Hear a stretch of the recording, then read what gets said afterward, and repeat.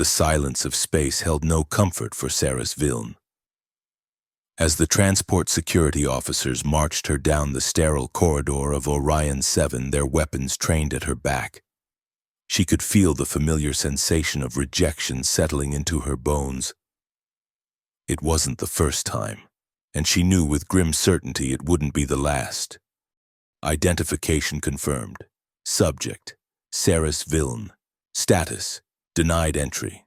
Classification: Class 5 hazardous entity, announced the chief security officer, his face a mask of practiced indifference. Behind his visor, however, Saris could detect the faintest flicker of fear. They always feared what they couldn't understand. "I've broken no laws," Saris said, her voice steady despite the desperation clawing at her chest. "My documentation is valid across 3 sectors. The officer's expression didn't change as he confiscated her identification chip. "Documentation privileges revoked. Cathar human hybrids are forbidden on Orion 7 and all connected systems in the luminous galaxy. Your energy signature exceeds acceptable parameters." "Acceptable to whom?" she challenged, though she already knew the answer. "The Council of Supremacy has determined your kind presents an unacceptable risk to civilized space." He gestured to the guards. "Prepare the containment chamber." Saris felt the familiar prickle of energy beneath her skin, the telltale violet glow beginning to emanate from her fingertips. She closed her eyes, forcing the power back down. Not here. Not now. It would only confirm their prejudice. The containment chamber, a lifetime of isolation. They wouldn't kill her. Killing demispecies was technically illegal under the Galactic Charter, but they could lock her away forever. Another dangerous anomaly too strange to be allowed freedom. As they approached the far end of the corridor, Saris contemplated her options. There were none. Running was impossible. Fighting would only end with her sedated or worse. She had spent a lifetime running from one border to another, one station to the next, always searching for a place that would accept someone like her, half Cathar with their legendary psionic abilities, half human with their adaptability and emotion. Instead of finding the best of both worlds, she embodied what both feared: unpredictable power coupled with unpredictable feelings. The door to the containment chamber slid open with a pneumatic hiss. Inside was a small, white room with a single bench and nothing else. No windows, no amenities, nothing that could be used as a weapon. Just endless white until they decided what to do with her. "Step inside," ordered the chief officer. Something erupted from the adjacent corridor, a thunderous crash followed by shouts and the unmistakable whine of blaster fire. The officers whirled, weapons raised.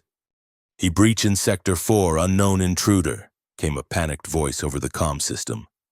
More explosions. Closer now. The lights flickered, plunging the corridor into momentary darkness before emergency power engaged, bathing everything in a dim red glow. "Secure the prisoner," shouted the chief officer, but it was too late. A figure appeared at the junction of corridors, moving with surprising speed for a human. Because that's what he was. Undeniably, impossibly human. In the chaos, he fired what looked like a modified pulse disruptor, sending the guards sprawling to the floor, stunned but alive. The chief officer raised his weapon, but the human was faster, catching him with a shot that left him collapsed against the wall. Saris stood frozen, unsure if this new arrival was a threat or an unexpected ally. The man approached quickly, his face partially obscured by a breathing apparatus common among space travelers. He had dark, tousled hair and eyes that held no fear as they assessed her glowing fingers. "You must be Saris," he said, his voice accented in a way she couldn't place. "I'm Marcus Shaw. I'd say it's nice to meet you, but we're about to have a lot of company. Can you run?" Before she could answer, he reached for the control panel beside the containment chamber. The door slid shut on the empty room. "How do you know my name?" Saris demanded, taking an instinctive step back. "Later," he replied, checking a device on his wrist. "Right now, we have approximately 3 minutes before they lock down this entire sector. I have a ship docked in Bay 12. Are you coming, or would you prefer the accommodation they were offering?" Saris glanced at the white room behind the transparent panel, then back at the unconscious guards. This human, Marcus, was offering an escape, but to what end? It could be a trap, or it could be salvation. Either way, it was better than eternal isolation. "Bay 12, she said, decision made. Marcus nodded, satisfaction evident in his eyes. "Smart choice. Stay close." They ran through the corridors of Orion 7, alarms blaring around them. Marcus moved with purpose, clearly familiar with the station's layout. Twice they had to duck into maintenance alcoves as security teams rushed past. Once, when cornered by a patrol. Saris felt the energy surge within her, responding to her fear. The violet glow intensified, and before she could control it, a pulse of energy rippled outward, shorting out the lights and communications equipment in their vicinity.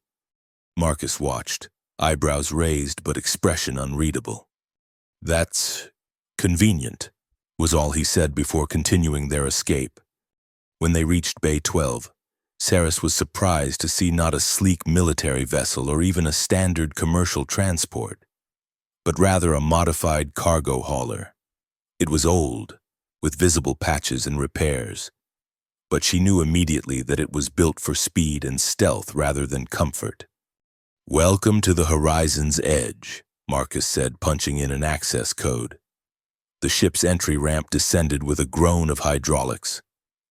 "Not much to look at, but she's the fastest independent vessel in 3 sectors. Saris hesitated at the foot of the ramp. "Why are you helping me?" Marcus glanced back at her, his expression suddenly serious. "Because no one should be locked away for being born different. Now, are you coming aboard, or would you rather stay and chat with station security?" As if on cue, the bay doors at the far end slid open, revealing a heavily armed security team. Saris made her decision and sprinted up the ramp into the ship. Marcus was right behind her, the ramp closing as blaster fire ricocheted off the hull. Inside, the ship was a contradiction, utilitarian and sparse in design, yet surprisingly clean and well-maintained. Marcus rushed to the cockpit, sliding into the pilot's seat with practiced ease. "Might want to strap in," he called back to her as his fingers flew over the controls. "This departure won't be authorized, and they tend to get trigger-happy with the defense systems." Saris found a seat in what appeared to be a small common area adjacent to the cockpit and secured the safety harness. Through the viewport, she could see security personnel swarming the bay, attempting to override the docking clamps. "They're locking us down," she warned. Marcus merely smiled, a confident, almost mischievous expression. "They can try." He flipped a series of switches, and the ship hummed to life, engines building to a roar that Saris could feel through the deck plates. Then he pressed a small red button on the console. "Sorry about this," he muttered, seemingly to the station itself. A localized electromagnetic pulse erupted from the ship's undercarriage, disabling the docking clamps and bay door controls. The moment they were free, Marcus engaged the thrusters, and the Horizon's Edge shot forward into open space. The sudden acceleration pressed Saris back into her seat as the station's security vessels scrambled to pursue. Marcus piloted with extraordinary skill, weaving through the station's defensive grid and outrunning the security ships with maneuvers that would have been suicidal for a less experienced pilot. Within minutes, they had broken free of Orion 7's jurisdiction and were accelerating toward the outer reaches of the system. Only when they were safely away, The ship's navigation computer plotting a course through a lesser-known jump point, did Marcus finally relax his grip on the controls. He swiveled his chair to face Ceres, removing his breathing apparatus to reveal a face younger than she had expected.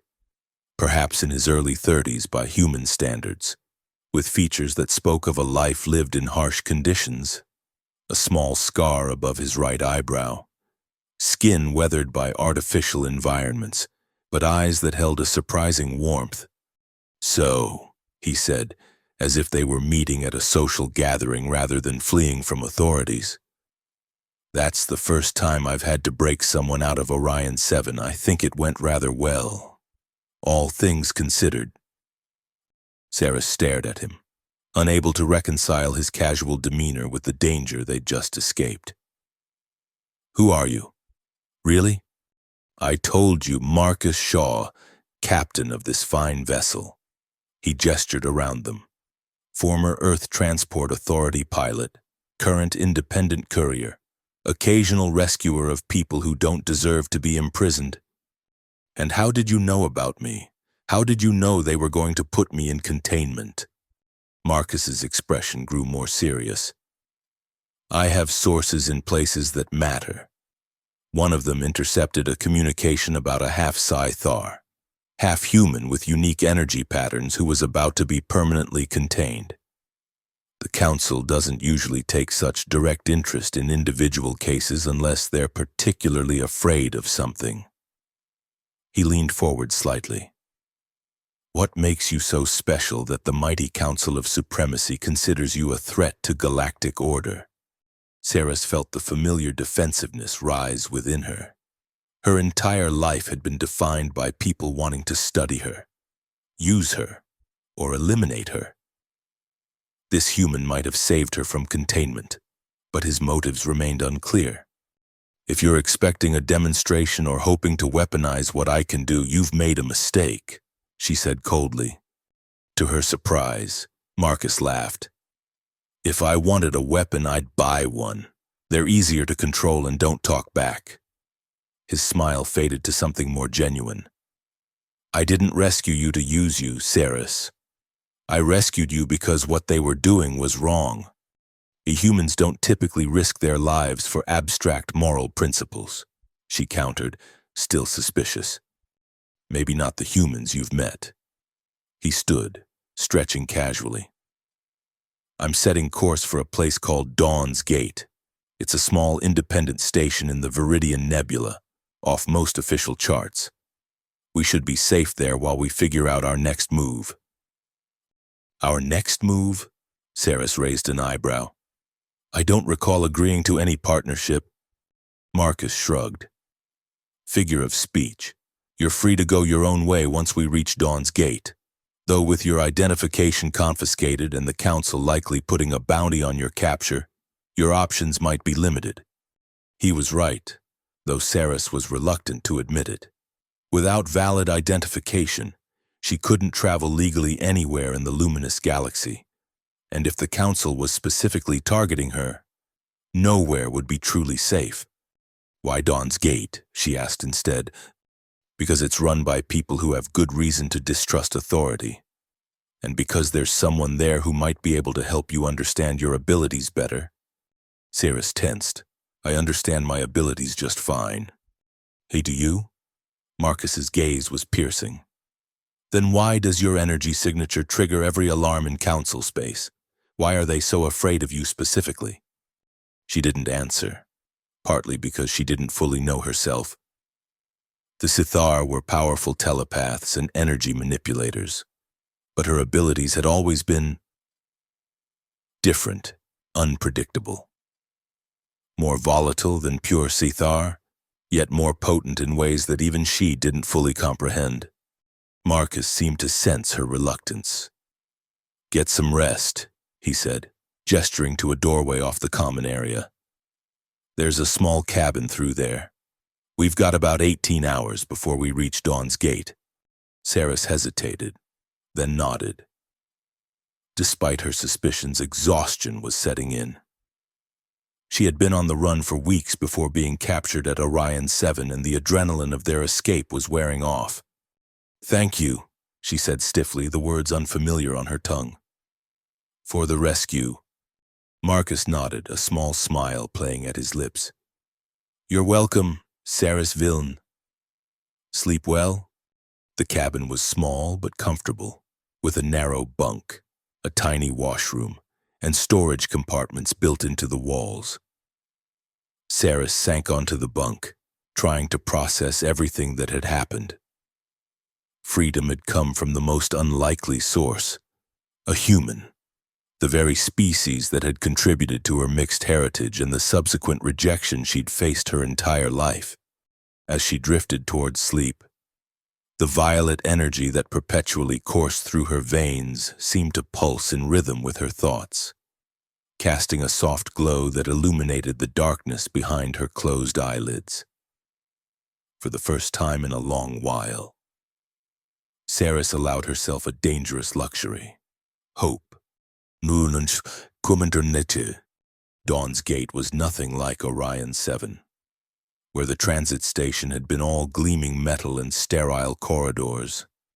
This hidden outpost was a patchwork of salvaged materials, retrofitted vessels, and ingenious engineering, built into the hollowed-out remains of a massive asteroid. It hung in the swirling gases of the Viridian Nebula like a secret whispered among the stars, as the horizon's edge docked at one of the station's external ports. Saris watched from the viewport, both fascinated and wary. The station's irregular shape and haphazard construction suggested a place built by necessity rather than design, a haven for those who existed on the fringes of galactic society.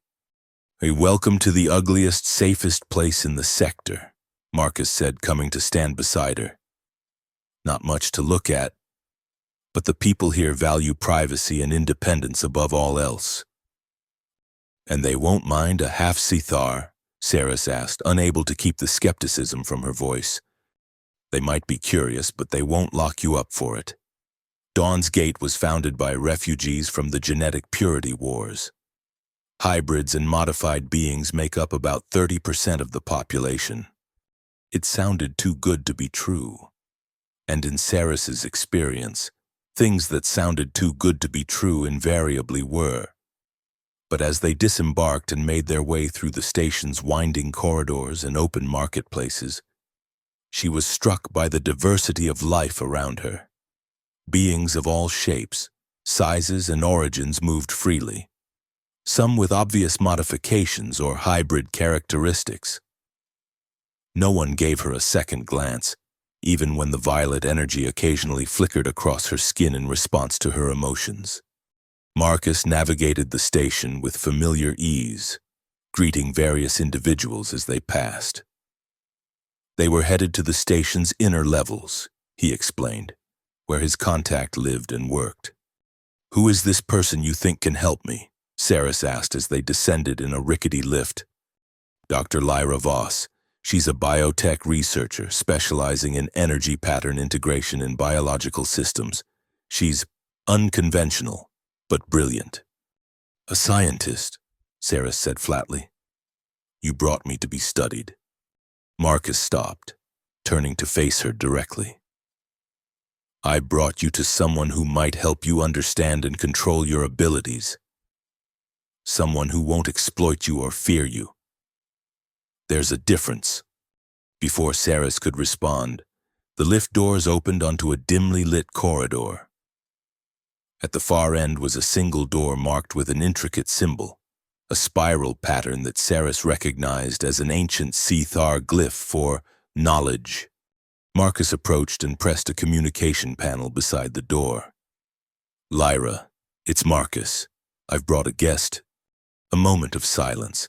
Then a female voice responded, tinged with an accent Saris couldn't place. "Is this the interesting hybrid you mentioned?" "Yes." "Oh, well, don't just stand there in the corridor. Come in before someone sees you." The door slid open to reveal a spacious laboratory filled with a bewildering array of equipment.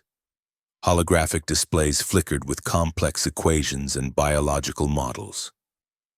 Specimen containers lined one wall, housing what appeared to be various tissue samples and small organisms. In the center of it all stood a woman who could only be Dr. Lyra Voss. She was tall and slender, with pale skin that seemed to have a faint luminescence of its own. Her hair was a striking silver, despite features that suggested she was in her 40s at most, and her eyes were a piercing cobalt blue that seemed to assess Saris with scientific precision. "Fascinating," she said by way of greeting, approaching Saris without hesitation. "May I?" She gestured toward Saris's hand, where the violet energy was most visible. Saris instinctively stepped back. "I prefer not to be touched." Lyra nodded, unperturbed. "Understandable. The energy is responsive to emotional states, I presume, heightened during stress or strong feelings?" "Yes," Saris admitted, surprised by the woman's matter-of-fact approach. "And the council wants you contained because they can't categorize you properly." Lyra shook her head in disgust. "Typical. If they can't control it, they fear it. If they fear it, they lock it away." She moved to a workstation, tapping at a console.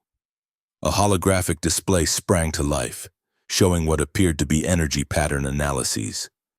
"Marcus sent me some preliminary data before you arrived. Your energy signature is unlike anything I've seen, a unique fusion of Sithar psionic patterns and something else, something almost technological in nature." Saris frowned. "Technological? I'm biological, a natural hybrid." "Are you certain?" Lyra asked, raising an eyebrow. "The Sithar are known for their advanced bioengineering, and humans have been experimenting with cybernetic integration for centuries. I know my own origins," Saris insisted, though a seed of doubt took root. Her parents had died when she was young, leaving her with only fragmented memories and the harsh reality of being unwanted by either species. Lyra seemed to sense her discomfort. "Forgive me. I tend to approach everything as a scientific puzzle. Let's start with the practical. You're here because you need a safe haven and, I assume, better control over your abilities." Marcus, who had been quietly observing the exchange, spoke up. "The council is specifically hunting her, Lyra. This isn't just routine xenophobia. They consider her a significant threat." Lyra's expression grew more serious. "That suggests they know something about your potential that perhaps even you don't." "Saris, the council doesn't mobilize resources for minor concerns." A chill ran through Saris at the thought. She had always known her abilities were unusual, but the idea that they might be more significant than she realized was unsettling. "I've spent my life trying to suppress what I can do, not explore it," she admitted. "Every time I've lost control, people have been hurt. Suppression is rarely a sustainable strategy," Lyra said, her tone softening slightly. "Would you be willing to let me run some non-invasive scans? Just energy pattern analyses, nothing physical. It might help us understand what we're dealing with." Saris hesitated, looking to Marcus. His expression was neutral, leaving the decision entirely to her. It was a novel experience, someone respecting her agency, not forcing or manipulating. "All right," she agreed finally, "but I reserve the right to stop at any time."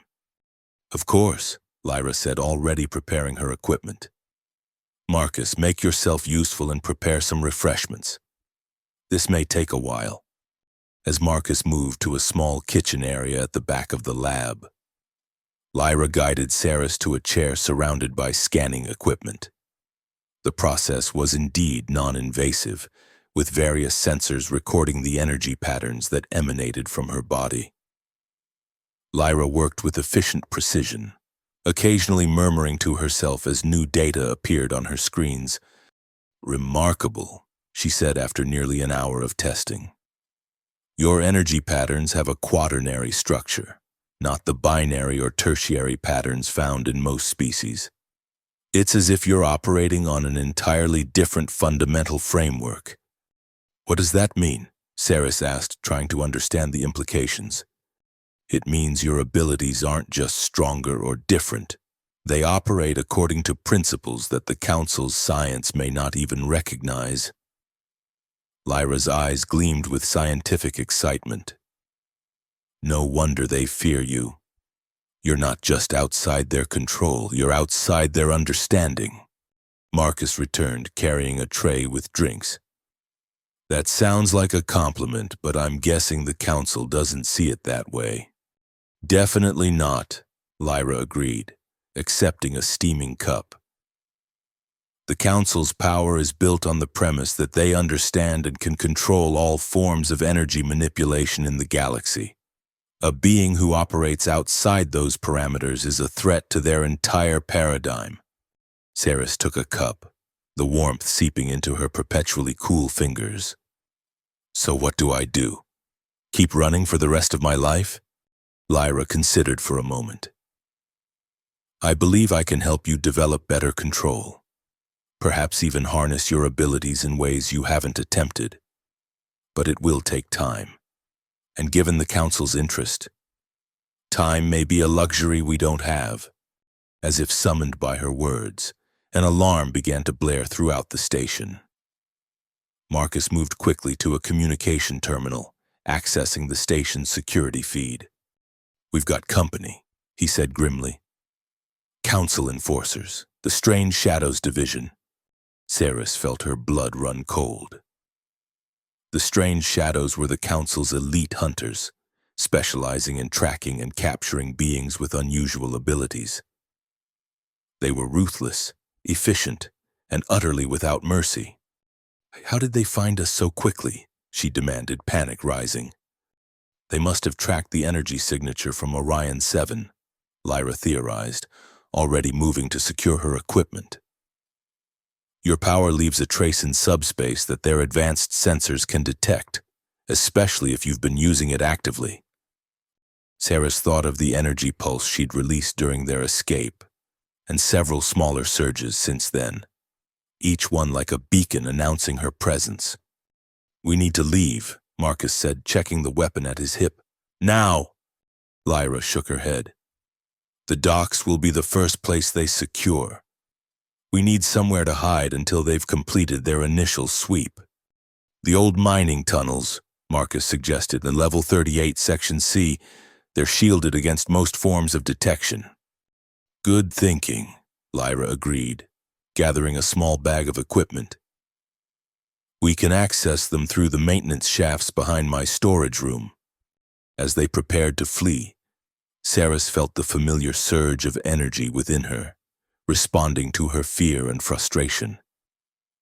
The violet glow intensified, spreading from her fingers up her arms. Saris, Marcus said softly, noticing her struggle. We'll get through this, but I need you to stay calm. Calm, she echoed, a bitter laugh escaping her. They've found me again. They always find me. And now I've endangered both of you as well. We made our choices, he replied firmly. Now we deal with the consequences together.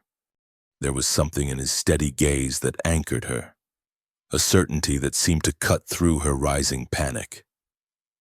Saris took a deep breath, focusing on containing the energy that threatened to spill out of her control. Lyra led them through a hidden door at the back of her lab, into a cluttered storage area filled with spare parts and research materials. At the far wall, she pressed a sequence on what appeared to be an ordinary panel, revealing a narrow passage beyond. The maintenance shafts connect most of the inner station, she explained, gesturing for them to enter. We can move undetected to almost anywhere. They crawled through the cramped passageway, the sounds of the alarm growing more distant. Lyra navigated with confidence, taking turns and selecting junctions with the certainty of someone intimately familiar with the station's hidden infrastructure. After what felt like an eternity of crawling through increasingly narrow passages, they emerged into a larger tunnel carved directly into the asteroid.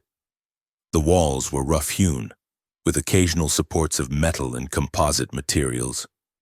Ancient mining equipment lay abandoned in corners, remnants of the station's original purpose. The tunnels extend for kilometers, Marcus explained in a hushed voice. They're shielded naturally by mineral deposits in the asteroid that block most scanning technologies. Lyra was already setting up a small portable device. This will help mask any remaining energy signatures. It won't hide us completely, but it should buy us some time. Saris sank down against one wall, the reality of their situation settling over her like a heavy cloak. I should have known better than to think I could find safety anywhere. This isn't your fault, Marcus insisted, sitting beside her. The Council's obsession with control and conformity is the problem, not your existence.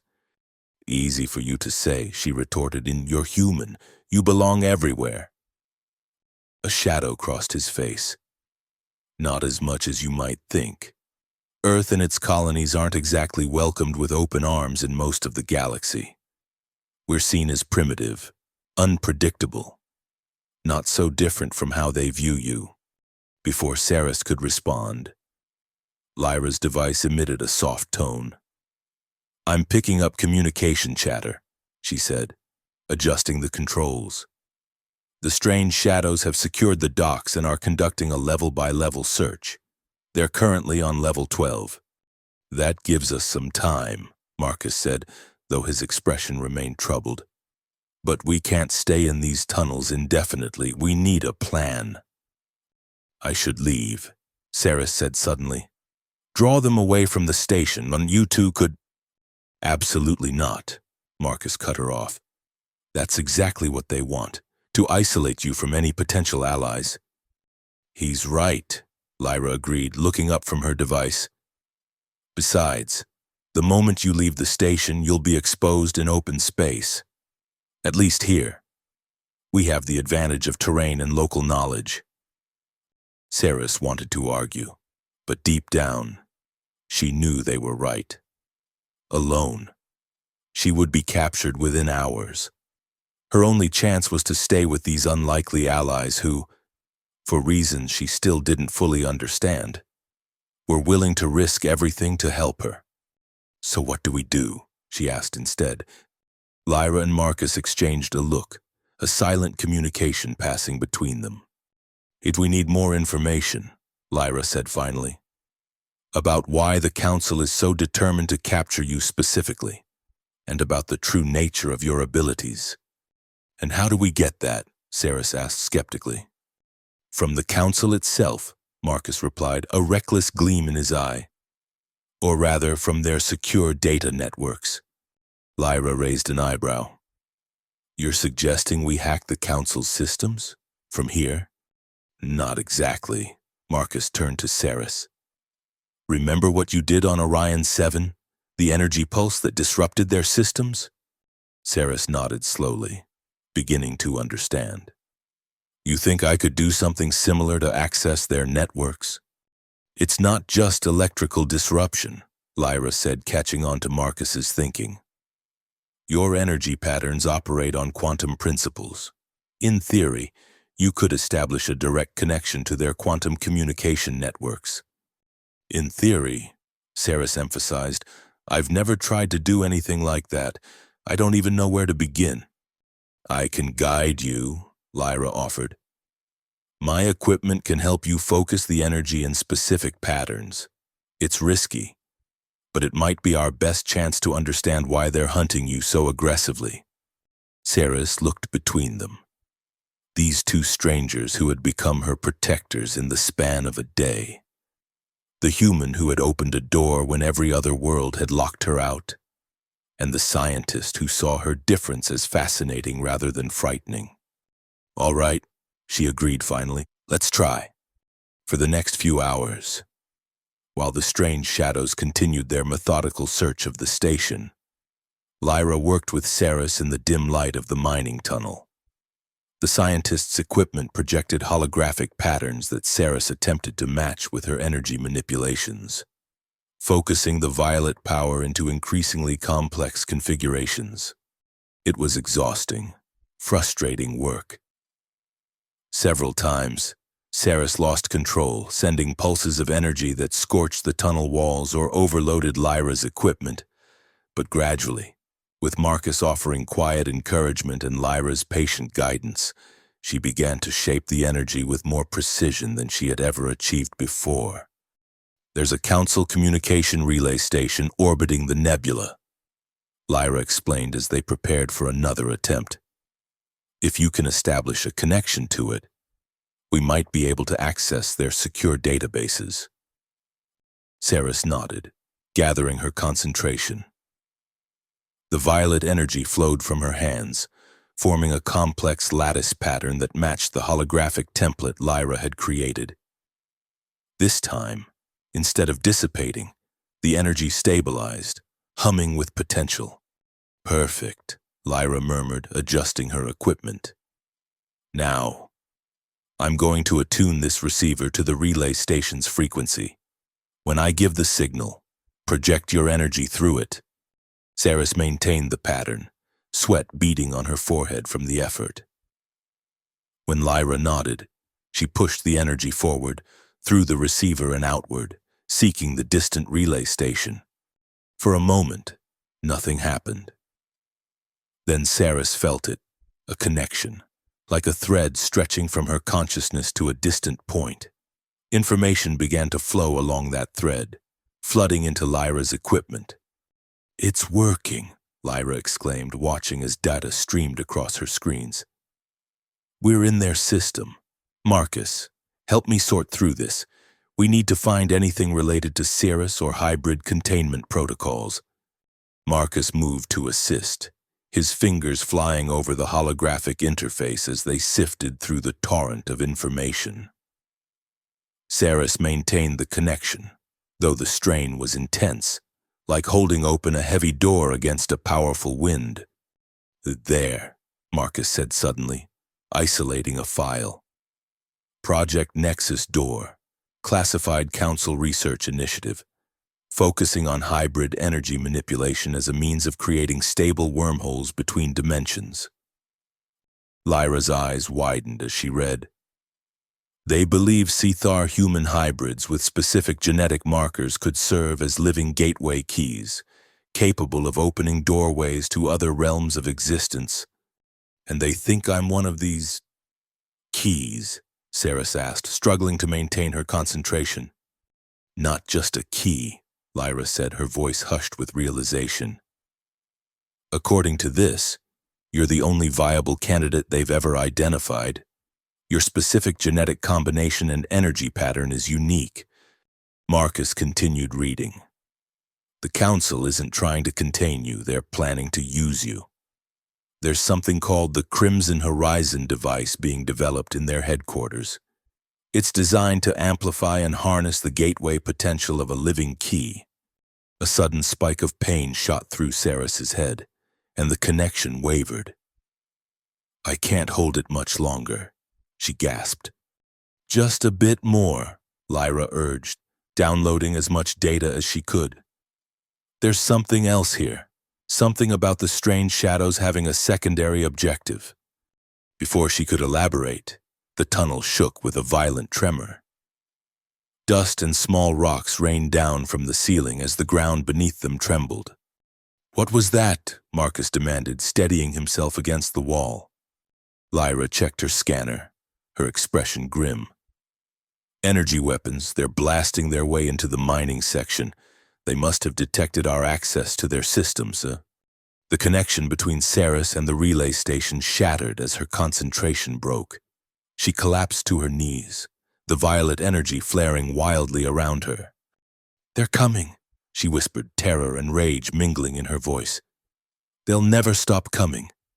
Marcus was at her side in an instant, his hand steady on her shoulder. "We need to move deeper into the tunnels. Can you walk?" Saris nodded, though every muscle in her body screamed with exhaustion. With Marcus's help, she rose to her feet. Lyra had already packed her essential equipment. "This way," she directed, pointing down a darker section of tunnel. "There's an emergency exit that leads to the outer hull. If we can reach it, we might be able to get to Marcus's ship." They moved as quickly as Ceres's condition would allow, the sounds of pursuit growing louder behind them. The tunnels became narrower and more treacherous, with collapsed sections forcing them to climb over debris or squeeze through tight passages. "Almost there," Lyra encouraged as they approached a heavy metal door set into the tunnel wall. "This leads to an airlock that maintenance crews use for external repairs." Before they could reach it, a blinding light flooded the tunnel, accompanied by the distinctive hum of energy weapons powering up. "Stop where you are," commanded a cold, mechanical voice. "By order of the Council of Supremacy." They turned to see three figures advancing toward them, clad in the distinctive black armor of the strange shadows. Their faces were obscured by full helmets, giving them an inhuman appearance that matched their reputation for merciless efficiency. Marcus drew his weapon, positioning himself in front of Ceres. "Stay back," he warned the enforcers. The lead shadow laughed, the sound distorted by his helmet's audio system. "A human with a pulse disruptor against three council enforcers? Your species' overconfidence never ceases to amaze." "It's not overconfidence," Marcus replied, his voice steady. "It's called protecting what matters." Before the shadows could respond, Lyra activated something on her wrist device. The tunnel lights flickered, momentarily plunging them into darkness. In that instant, Marcus fired his weapon, catching one of the shadows in the chest. The enforcer staggered backward but didn't fall. Their armor was designed to absorb energy weapons. The other two shadows returned fire, forcing Marcus, Ceres, and Lyra to take cover behind a collapsed section of tunnel. Energy bolts sizzled past them, superheating the air. "The airlock is just 20 meters away," Lyra said, peering around their cover. "But we'll never make it with them firing at us." Ceres felt something shifting inside her, a resolve hardening in place of fear. These people had risked everything to help her. Now it was her turn to protect them. "I can create a distraction," she said, the violet energy pulsing more strongly now, responding to her determination rather than her fear. "Ceres, no," Marcus protested, recognizing her intent. "You're already exhausted from the connection attempt." "It's our only chance," she insisted. Before he could argue further, she stepped out from behind their cover, directly into the line of fire. The shadows immediately redirected their weapons toward her, but hesitated to fire. "Subject Ceres Viln," the lead shadow announced. "You are to be taken alive by order of Archmaster Ardek Therese. Surrender immediately." Instead of responding, Ceres closed her eyes, drawing on the reserves of energy within her.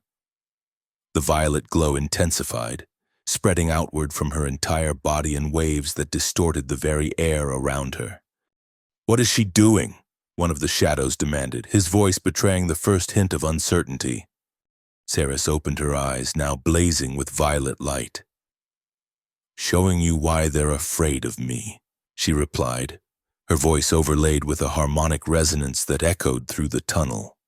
With a gesture of her hands, she released the built-up energy in a concentrated blast that struck the tunnel ceiling above the shadows. Rock and metal crashed down, creating a barrier between them and their pursuers. But the energy release was more powerful than she had intended. The entire section of tunnel began to collapse, the station's structure groaning in protest. "Run!" Marcus shouted, grabbing Ceres's arm and pulling her toward the airlock. Lyra was already there, frantically inputting the access code. The door slid open as the tunnel continued to collapse behind them. They rushed through into a small chamber that led to an external airlock. Lyra sealed the inner door just as a final tremor shook the station. The sound of falling debris cutting off abruptly as the pressure-tight seal engaged. Inside the airlock preparation room, emergency lights cast everything in a harsh red glow.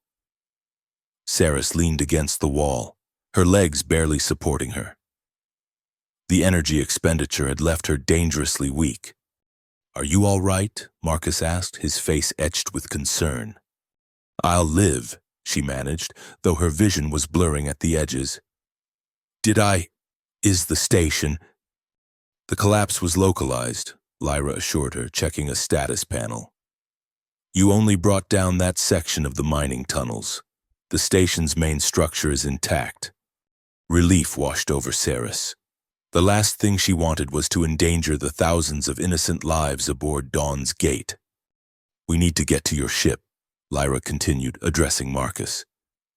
"The strange shadows will find another way around soon enough." Marcus nodded, moving to a storage locker and retrieving 3 environment suits.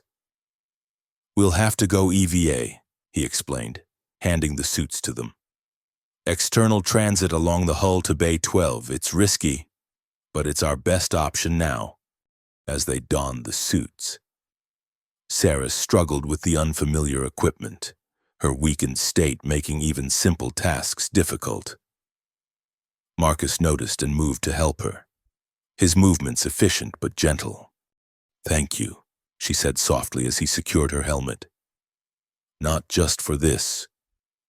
For everything." He paused, his eyes meeting hers through the helmet visor. "Don't thank me yet. We still have to get out of here alive." Once they were all suited up, Lyra activated the airlock sequence. Air hissed out of the chamber as the pressure equalized with the vacuum of space. Then the outer door slid open, revealing the breathtaking vista of the Viridian Nebula beyond. The surface of Dawn's Gate stretched before them, a patchwork landscape of metal plates, protruding structures, and navigation lights. In the distance, they could see the docking bays, including Bay 12 where the horizon's edge waited. "You stay close and follow my lead," Marcus instructed, activating the magnetic boots of his suit. The station's artificial gravity field extends only a few meters from the hull, so we'll be in 0G if we lose contact with the surface.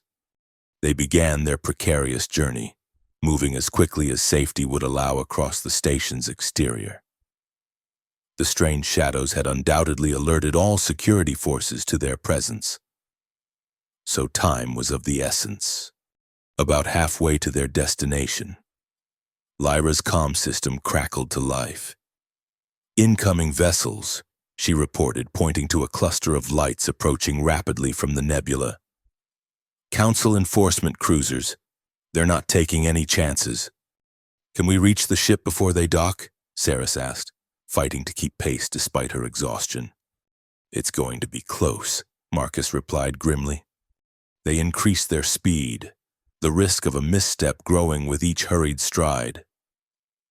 As they approached Bay 12, they could see that the Council vessels were preparing to dock at adjacent bays, strategically cutting off potential escape routes. "They're surrounding us," Lyra observed.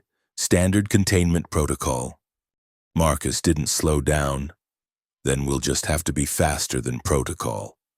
They reached the exterior access hatch for Bay 12 just as the first Council vessel locked onto its docking port. Marcus quickly input his access code, and the hatch slid open, allowing them to enter a small decompression chamber.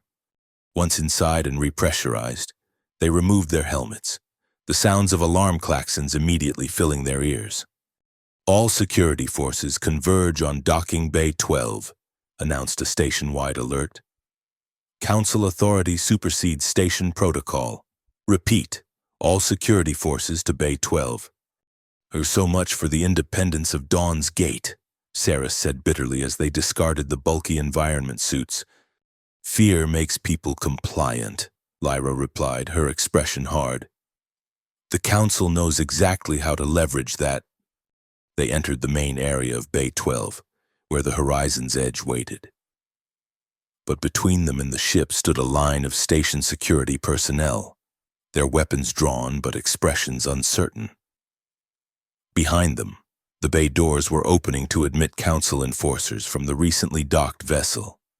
Marcus stepped forward, his hands raised in a non-threatening gesture. "You know me," he said to the security team.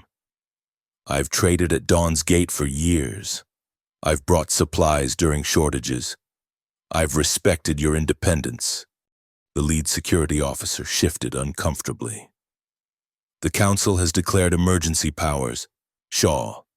They're threatening to revoke the station's autonomous status if we don't cooperate. And once they have a foothold here, do you think they'll ever leave?" Marcus challenged. "This is how it begins. One exception, one emergency, and suddenly you're just another council-controlled outpost." Doubt flickered across the officer's face. But before he could respond, council enforcers streamed into the bay, the strange shadows at their fore. Their leader removed his helmet, revealing features that identified him as pure Sithar: pale skin with a faint luminescence, entirely white eyes without visible pupils, and an expression of cold superiority. "I am Ardek Teres, Archmaster of the Council of Supremacy," he announced, his voice carrying effortlessly across the bay. "The hybrid known as Saris Viln is hereby claimed as council property under the exceptional entities provision of the Galactic Charter. Surrender her immediately." "Property?" Marcus echoed incredulously. "She's a sentient being with rights under that same charter." Ardek's expression didn't change. "Hybrid entities fall under special classification. The charter allows for containment and study of potentially dangerous anomalies." "This isn't about danger." Lyra spoke up, her scientific authority evident in her tone. "It's about the Crimson Horizon device. You want to use her as a gateway key." A flicker of surprise crossed Ardek's features before his mask of control returned. "Your access to classified information is itself a crime punishable by neurological reconditioning." He gestured to his enforcers. "Secure all 3 subjects. The hybrid is to be contained with maximum precautions. The others will be processed for memory extraction and conditioning." As the enforcers advanced, Saris felt the familiar surge of energy within her. Despite her weakened state, the power responded to her anger and defiance. The violet glow emanated from her skin, casting eerie shadows across the bay. "I am not property," she stated, her voice steady despite the exhaustion weighing on her. "And I will not be used as a tool for your ambitions." Ardek observed her dispassionately. "Your cooperation is preferred but not required. The Crimson Horizon device can extract what we need even from an unwilling subject." Something in his cold calculation broke the last of Saris's restraint. The energy erupted from her in a shockwave that knocked the advancing enforcers off their feet. The station's security personnel scattered, some taking cover, others fleeing the bay entirely. Marcus used the distraction to draw his weapon, firing at the control panel for the bay doors. They began to close, cutting off reinforcements from the council vessel. "Get to the ship," he shouted to Lyra and Saris. Lyra ran for the horizon's edge, but Saris remained where she was, the violet energy swirling around her in increasingly volatile patterns. Her eyes met Ardek's across the chaos of the bay, and in them was a fury born of a lifetime of rejection and persecution. "You want to see what I can do?" she challenged, raising her hands. "Let me show you." The energy coalesced into a concentrated beam that she directed at the deck plating near Ardek's feet. Metal warped and buckled as the power ate through it like acid through paper. Ardek leapt back, genuine alarm replacing his cold confidence. "Containment protocols," he barked to his enforcers. "Deploy psionic dampeners." Several of the strange shadows produced small devices that they activated and threw toward Saris. As they hit the deck, they projected fields of shimmering energy designed to neutralize psionic abilities. But Saris's power wasn't purely psionic. It was something else. something the dampeners weren't calibrated to contain. The violet energy surged through their fields, shorting out the devices in bursts of sparks. Marcus had reached the ship and was powering up its systems. "Saris!" he called from the entry ramp. "We need to go now." But Saris was beyond hearing. The power had taken on a life of its own, feeding on her rage and pain, growing beyond her ability to control. The violet energy spread throughout the bay, disrupting systems, shattering viewports, tearing through equipment. Ardek and his enforcers retreated, the Archmaster's face twisted with a mixture of fear and fascination. "The gateway potential is even greater than we theorized," he murmured, seemingly to himself. "She could open doors to realms we've only imagined." Lyra had returned to Saris's side, attempting to reach her through the maelstrom of energy. "Saris, you need to regain control. The station can't withstand this level of disruption." But Saris was caught in the grip of something beyond her understanding. A power that had always been part of her but never fully awakened until this moment of extremity. The violet energy began to coalesce in front of her, forming what appeared to be a swirling vortex in the air itself. "A doorway," Ardek breathed, his white eyes wide with awe. "She's creating a doorway without the amplification of the Crimson Horizon device." Through her haze of power and rage, Saris became dimly aware of what was happening. The energy was indeed forming something like a door in space, a rift between dimensions that pulsed with otherworldly light. And beyond it, she caught glimpses of something. Another place, another reality, beckoning with terrible possibility. "Saris," Marcus's voice penetrated her consciousness closer now. He had left the ship and was pushing through the energy field toward her, his determination evident in every line of his body. "Saris, you have to stop. This isn't who you are."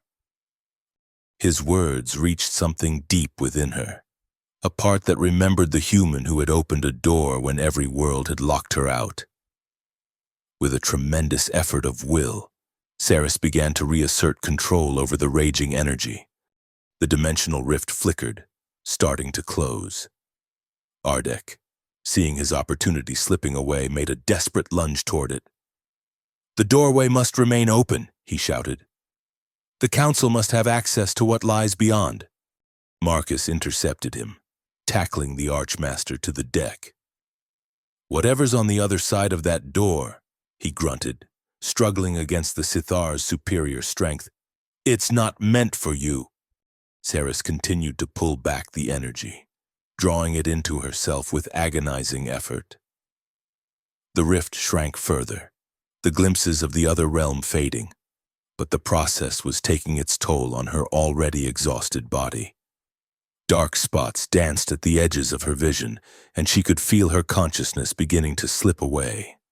With one final surge of will, she closed the dimensional doorway completely, the violet energy collapsing back into her with such force that she was thrown backward. The last thing she saw before darkness claimed her was Marcus's face, his eyes wide with concern as he reached for her falling form. Consciousness returned to Saris in fragments, snippets of sensation and sound that gradually coalesced into coherent awareness. She was lying on something soft, the familiar hum of a ship's engines vibrating faintly through the surface beneath her. The air had the slightly metallic taste of recycled atmosphere. She opened her eyes to find herself in the small cabin aboard the Horizon's Edge. The lighting was dimmed to a soft amber glow that didn't aggravate her pounding headache. Attempting to sit up proved to be a mistake. Every muscle in her body protested the movement, and dizziness washed over her in a nauseating wave. "Easy," said a familiar voice. Marcus sat in a chair beside the bunk, dark circles under his eyes suggesting he hadn't slept in some time. "You've been unconscious for nearly 3 days. 3 days?" Saris's voice was a rasp, her throat dry and painful. Marcus nodded, reaching for a water container and helping her take a sip. Whatever you did in that docking bay, it drained you completely. For a while. We weren't sure if you'd wake up at all. As the water soothed her throat, memories of Dawn's Gate came flooding back, the strange shadows, Ardek Therese, the dimensional rift she had inadvertently created. "The station," she said urgently. "Did I—" "Dawn's Gate is intact," Marcus assured her. There was significant damage to Bay 12 and some of the surrounding areas, but no casualties. The station's structural integrity held. Relief washed over her, followed immediately by another concern. "Ardek and the Council forces? In disarray when we left. Your display of power was convincing. They retreated to regroup, which gave us the opening we needed to escape. Is Lyra, so—" "I'm here," came the scientist's voice from the doorway. Lyra entered, carrying what appeared to be a medical scanner. "And fascinated by your recovery. Your energy patterns are regenerating at an astonishing rate." She approached the bunk, activating the scanner. "May I?" At Saris's nod, she passed the device over her body, studying the readings with intense concentration. "The dimensional rift you created," Lyra said after a moment. "It wasn't a random manifestation. Your energy patterns were forming a specific configuration, a doorway to somewhere particular." "I didn't do it intentionally," Saris protested weakly. "It just happened. That's what makes it even more remarkable." Lyra replied, "Your abilities seem to have an intuitive component, functioning at a level beyond conscious control. It's as if they know what they're meant to do, even if you don't." Saris closed her eyes, absorbing this unsettling information. "Ardek called me a gateway key. He said they wanted to use me with something called the Crimson Horizon device." Marcus and Lyra exchanged a glance, some unspoken communication passing between them. "We've been analyzing the data we downloaded from the Council's network," Marcus explained. "The Crimson Horizon device is a massive energy amplifier located in the Council's headquarters on Cyprian Prime. They believe it can harness the gateway potential of a being like you to create stable passages to other dimensions." "Why?" Saris asked. "What do they want with other dimensions?" "Resources," Lyra answered simply. "Power, new territories to control. The Council's authority is built on their technological supremacy. Access to other realms would cement their dominance for millennia to come." Saris struggled to sit up again, this time succeeding with Marcus's help. "So what now? They won't stop hunting me. And after what happened at Dawn's Gate, they'll only want me more." Marcus's expression hardened with determination. "We go to the source. We stop them from building the Crimson Horizon device." Saris stared at him in disbelief. "You want to infiltrate the Council's headquarters? That's suicide." "Not necessarily," Lyra interjected. "The data we accessed included security protocols and facility schematics. With proper planning and your unique abilities, it might be possible." "And what would we do if we got there? Destroy the device, the three of us against the entire Council?" "We don't need to destroy it," Marcus said. "We just need to expose it. The Council maintains its power partly through the illusion of benevolent governance. If the wider galaxy knew they were attempting to breach dimensional barriers for their own gain, potentially endangering everyone in the process, there would be widespread resistance. It was a desperate plan, bordering on the impossible." But as Saris looked at these two individuals who had risked everything for her, a human cargo pilot and a scientific researcher, neither of whom had any obligation to help her, she felt something unfamiliar taking root within her. "Hope. Even if we succeed," she said cautiously, "it won't change what I am. I'll still be a hybrid that neither world accepts." Marcus smiled, a warm, genuine expression that reached his eyes. Maybe it's time to stop trying to fit into worlds that don't want you and start creating a world that does. The sentiment was so unexpected, so contrary to everything Saris had experienced in her life, that she found herself momentarily speechless. Lyra nodded in agreement.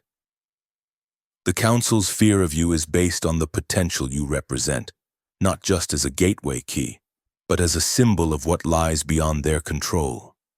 That same potential could be used to forge a different path. I've spent my life running and hiding, Saris said softly. I don't know how to be anything else. Then it's time to learn, Marcus replied, his hand finding hers and squeezing gently. Starting with how to fight back. Over the next 2 weeks, as the horizon's edge made its circuitous way towards Cyprian Prime, Saris worked with Lyra to develop greater control over her abilities. The scientist's approach was methodical but innovative, helping Saris understand the unique nature of her power rather than simply trying to suppress it. Your energy doesn't just disrupt or destroy, Lyra explained during one of their sessions in the ship's cargo hold, which they had converted into a training area. It transforms. It creates connections between states of existence that ordinarily remain separate. Under Lyra's guidance, Saris learned to focus the violet energy into various configurations, each producing different effects, from localized disruption fields that could disable electronic systems to protective barriers that could deflect energy weapons. Most challenging was the conscious attempt to recreate what had happened at Dawn's Gate, the formation of a dimensional doorway. Despite hours of concentrated effort, Saris could only produce small, unstable rifts that collapsed almost immediately. It's like trying to hold open a door with one finger, she described to Lyra after a particularly frustrating session. I can feel the other side, but I can't maintain the connection. That's why the Council needs the Crimson Horizon device, Lyra theorized, to amplify and stabilize the doorway. Without it, even you can't create a permanent breach between dimensions. While Saris trained with Lyra, Marcus focused on planning their infiltration of the Council headquarters. Using the stolen schematics, he identified potential entry points and security vulnerabilities. He also reached out to contacts in the shadowy network of independent traders and former Earth Authority operatives who operated on the fringes of Council space. We'll need diversions, he explained, showing them a holographic model of the Council complex. And we'll need to move during the Cyprian equinox celebrations, when security will be stretched thin covering the public ceremonies. As they drew closer to their destination, Saris found herself watching Marcus with growing curiosity. His dedication to their dangerous mission remained unwavering. Despite the minimal chances of success and the certainty of becoming a permanent enemy of the Council if they survived, one night, as artificial twilight settled over the ship and Lyra had retired to her makeshift lab in the cargo hold, Saris found Marcus alone in the cockpit, manually piloting through a particularly dense asteroid field to avoid detection by Council patrols. "Why are you doing this?" she asked, settling into the co-pilot's chair. "Truly. You could have left me at Dawn's Gate. You could leave me now and return to your life." Marcus's hands remained steady on the controls, guiding the ship between 2 massive asteroids with practiced ease. For a long moment, he didn't answer, and Saris thought he might ignore the question entirely. "My younger sister was a hybrid," he said finally, his voice quiet against the background hum of the ship's systems. "Not Sithar human, but human Veldari. Our mother fell in love with a Veldari diplomat during the early contact period. When my sister was born, she had the empathic abilities of her father's species. He navigated around another asteroid before continuing. Earth was more tolerant than most worlds, but still wary of hybridization. When she was 12, her abilities manifested fully during a school incident. Some officials from Earth's central government took an interest. They said they wanted to study her, to help her control her abilities. The bitterness in his voice told Saris the outcome before he spoke it. We never saw her again. My parents were told it was for the greater good, for security, for a dozen other noble-sounding reasons. I joined the Earth Transport Authority to try to find her, to access records that civilians couldn't. By the time I discovered what had happened, that she had been essentially dissected to understand how her hybrid physiology worked, it was far too late. Saris felt a chill run through her at his words. "I'm sorry," she said softly, knowing the inadequacy of the response. Marcus's smile was sad, tinged with old pain. "When I saw you on Orion 7 about to be locked away for the crime of existing, I couldn't let it happen again.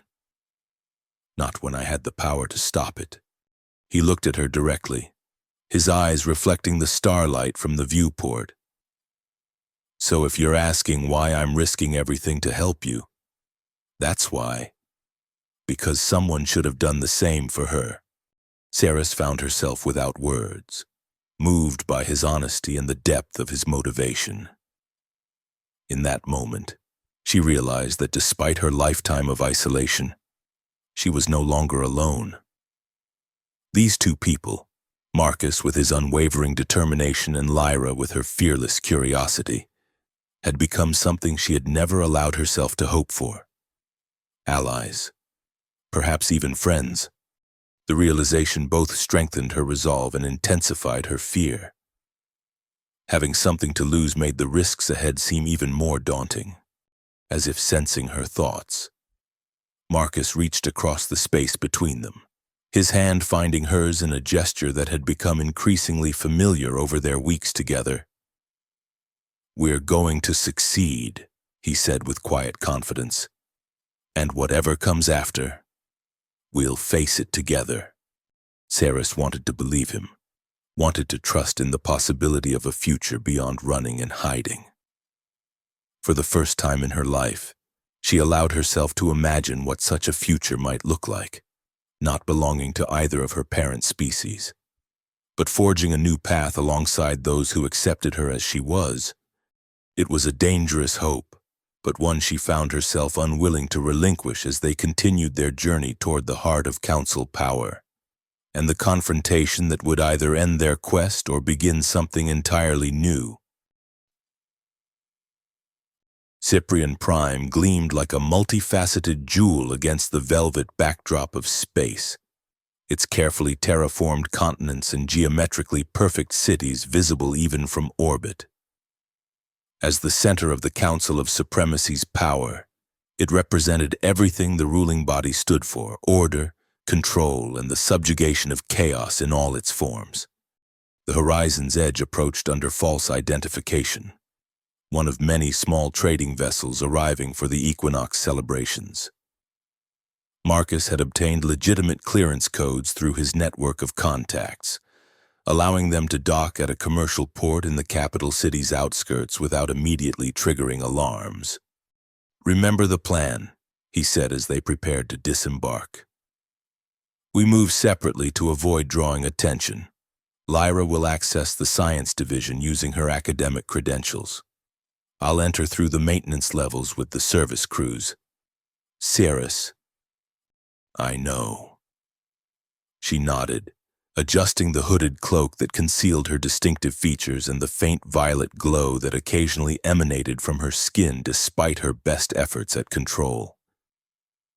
"I wait for your signal, then create a diversion at the East Security checkpoint that will draw forces away from the laboratory wing."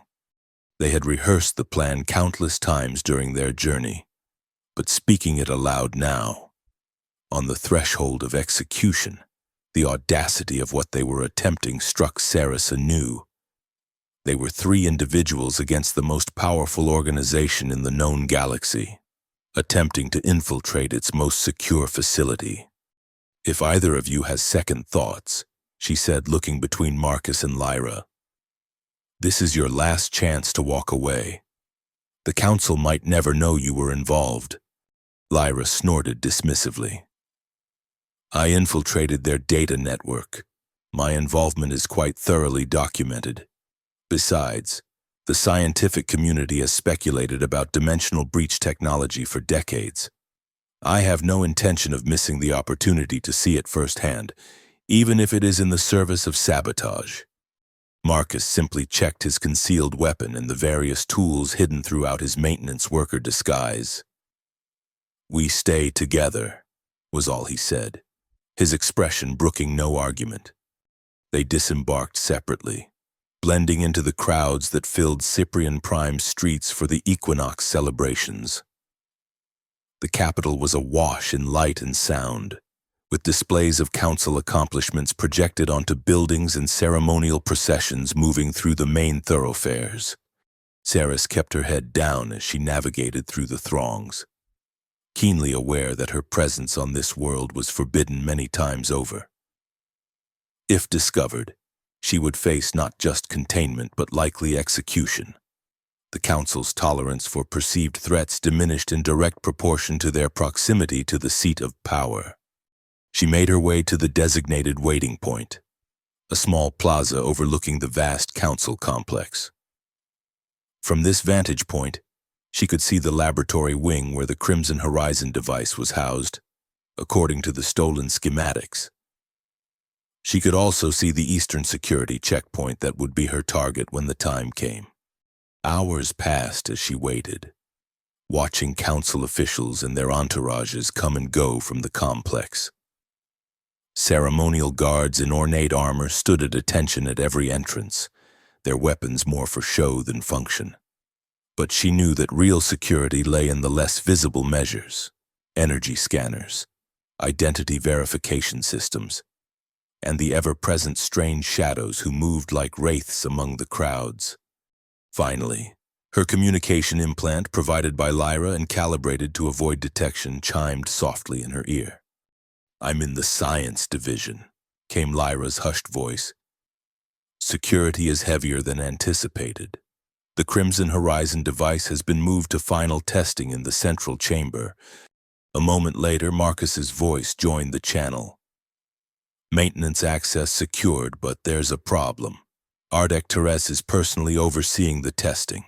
He's accelerated the timeline. They're planning an initial activation during today's ceremony." Ceres felt her blood run cold. Activation? But they don't have a gateway key. Even as she spoke the words, understanding dawned. Unless they've created a synthetic version, Lyra confirmed grimly. "Based on the energy patterns they recorded from you at Dawn's Gate, it's unstable and limited, but potentially functional for a controlled demonstration.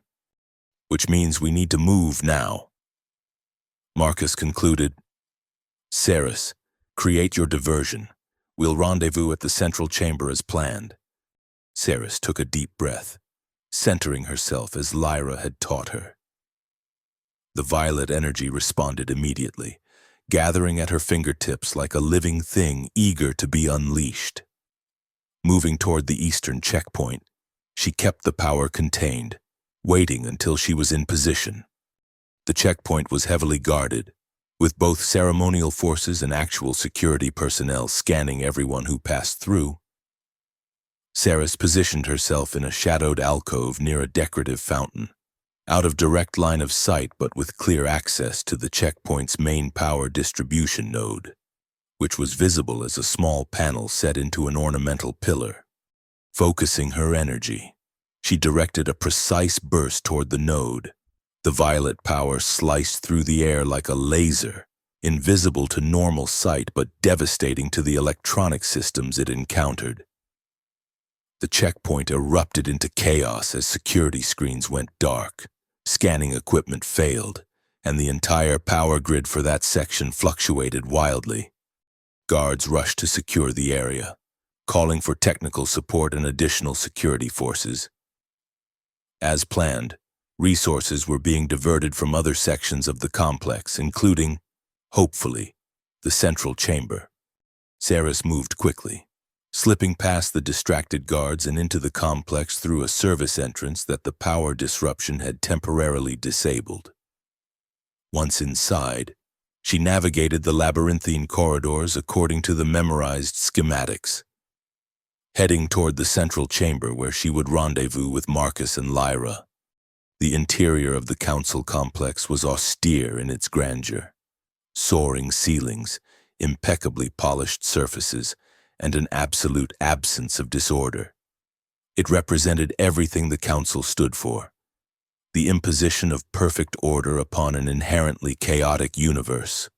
As she approached the central chamber, Saris encountered less resistance than expected. Most security forces had indeed been diverted to the checkpoint disturbance.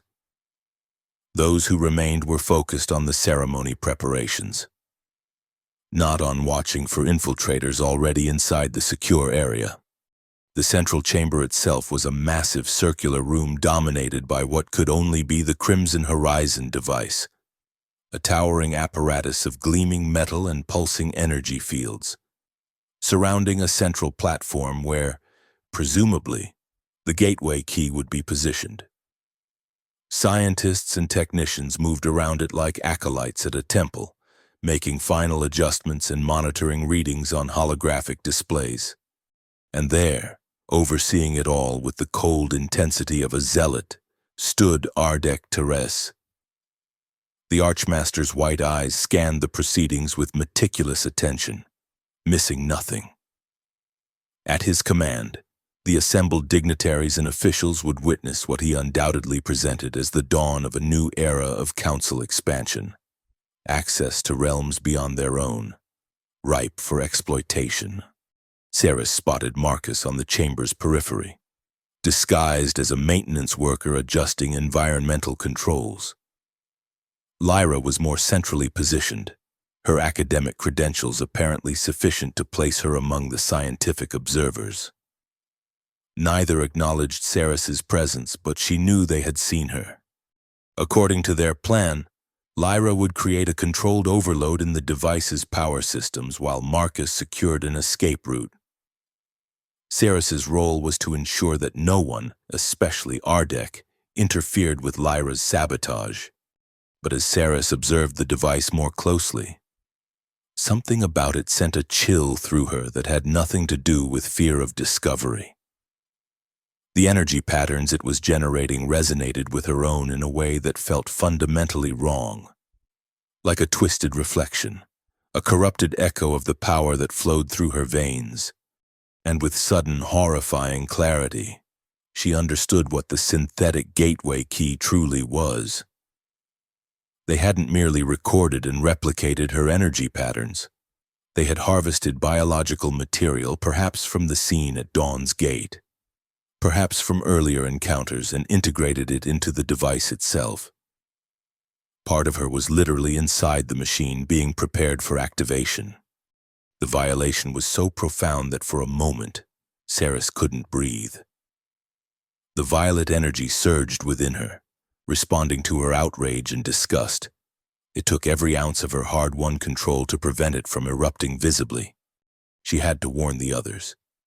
This wasn't just about stopping a demonstration or exposing the Council's plans. If activated with this corrupted version of her energy, the device might create a doorway that no one, not even the Council, could control. Moving carefully around the chamber's perimeter, Saris approached Marcus's position, maintaining the posture of a minor official observing the proceedings. When she was close enough, she whispered, "They're using my actual biological material in the device. If they activate it, the consequences could be catastrophic." Marcus's expression didn't change as he continued his pretense of work, but she saw the understanding and alarm in his eyes. "How catastrophic?" "I don't know exactly, but the energy feels wrong, distorted, it's not stable." He gave a nearly imperceptible nod. "I'll alert Lyra. We need to prevent activation at all costs. Be ready to move on my signal." Before he could reach Lyra, however, Ardek Teres raised his hands, calling for attention. The chamber quieted as all eyes turned to the Archmaster. "Distinguished representatives of the Council," he began, his voice carrying effortlessly through the vast space. "Today marks the culmination of decades of research into the fundamental nature of our universe and the possibilities that lie beyond. The Crimson Horizon device represents not merely a technological achievement, but a philosophical revolution, proof that no boundaries are beyond our mastery, no realm beyond our reach." The assembled dignitaries murmured their approval, blind to the hubris of his words. Saris watched with growing horror as technicians made final adjustments to the device, the corrupted violet energy at its core pulsing with increasing intensity. "For too long," Ardek continued, "we have been confined to our own dimension, limited by the physical laws that govern it. Today, we transcend those limitations. Today, we open a door to new worlds ripe for council guidance and stewardship." Stewardship, Saris thought bitterly. A sanitized word for conquest and exploitation. Ardek gestured to the chief scientist, a severe-looking Sithar woman with the characteristic luminescent skin of their species. "Begin the activation sequence." The scientist nodded and turned to her console, inputting a series of commands. The Crimson Horizon device hummed to life, energy fields intensifying around the central platform where the harvested biological material, Saris's essence, was housed in a containment field. Saris could feel it awakening, resonating with her own energy in a discordant harmony that set her teeth on edge. It was like hearing her own voice played back wrong, familiar yet fundamentally distorted. Across the chamber, she saw Lyra moving subtly toward a secondary control station, apparently intending to interfere with the process. But the scientist's path was blocked by a security officer who had noticed her unauthorized approach. Marcus had abandoned his maintenance disguise and was now attempting to reach the main power distribution node for the chamber. But he too was drawing unwanted attention. They were out of time. The device was powering up, the corrupted energy growing more unstable with each passing second. If it reached full activation, there would be no controlling what came through the doorway it created. Saris made her decision.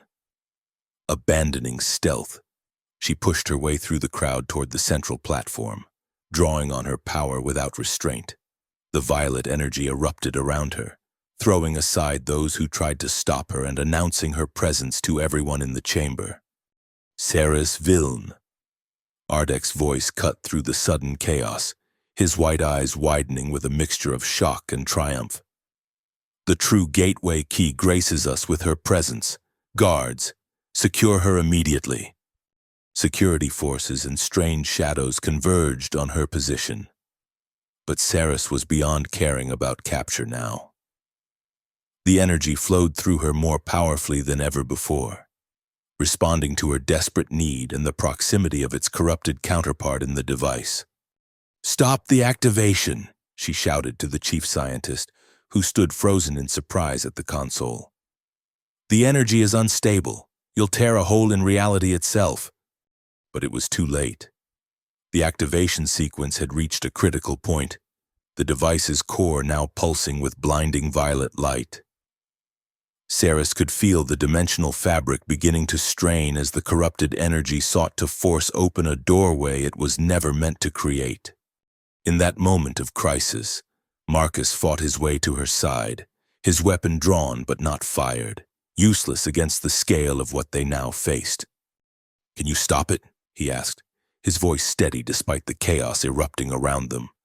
Saris shook her head. "Not stop it, but maybe redirect it." Understanding dawned in his eyes. "You mean use your own power to guide the doorway? That's suicide, Saris. The energy output would burn you out completely. If I don't, whatever comes through that unstable doorway will be far worse." Before he could argue further, Saris pushed past him and ran toward the device, dodging security forces and leaping onto the central platform. The corrupted energy reacted violently to her presence, arcing between her and the core in jagged bolts that scorched the air. Ardek, seeing his moment of triumph threatened, screamed orders to his forces. "Stop her! The gateway must open as planned." Saris ignored him, focusing entirely on the corrupted energy before her. She reached out with her power, not fighting against the device but merging with it, attempting to stabilize the chaotic patterns with her own. The pain was immediate and overwhelming, like trying to contain a star with bare hands. But beneath the agony, she found a thread of connection, a resonance between her living energy and the harvested material that had once been part of her. Through that connection, she began to assert control, not preventing the doorway from forming but guiding its creation. If a door must open, she determined it would open where she directed, not where Ardek and his council desired. The chamber filled with blinding light as the dimensional fabric finally tore, a rift appearing in the space above the platform. But instead of the stable, controlled portal Ardek had promised, it was a writhing, unstable vortex that shifted and pulsed with violent energy. Saris felt her consciousness beginning to fragment under the strain, her body barely able to contain the power flowing through it. Through dimming vision, she saw Marcus fighting his way toward her, desperate to reach her despite the security forces trying to restrain him.